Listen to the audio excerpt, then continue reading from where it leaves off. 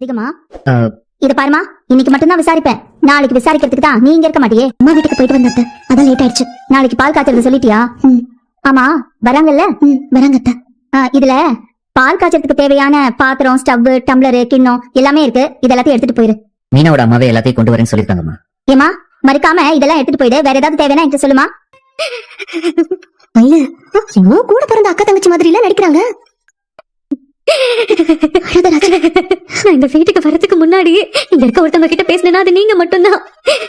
நான் இங்க வந்த நாள்ல இருந்து எப்பவுமே என் கூடவே இருந்திருக்கீங்க, எனக்கு பக்கபலமா நின்றுருக்கீங்க. நீங்க இல்லாம நான் என்னக்கா பண்ண போறேன்?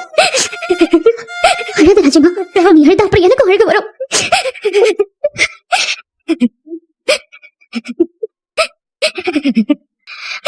அண்ணி, அண்ணி நீங்க போகாதீங்க அண்ணி. அண்ணன் தனியா போகணும்னு ஆசைப்பட்டுச்சு. அண்ணன் போகட்டும். ப்ளீஸ் அண்ணி, நீங்க இங்கே இருங்க. ப்ளீஸ் அண்ணி, போகாதீங்க அண்ணி. என் கூடவே இருங்க அண்ணி. அழாதடா. அப்பா சொல்லுங்கப்பா, ப்ளீஸ் பா. அண்ணிய போக வேண்டாம்னு சொல்லுங்கப்பா.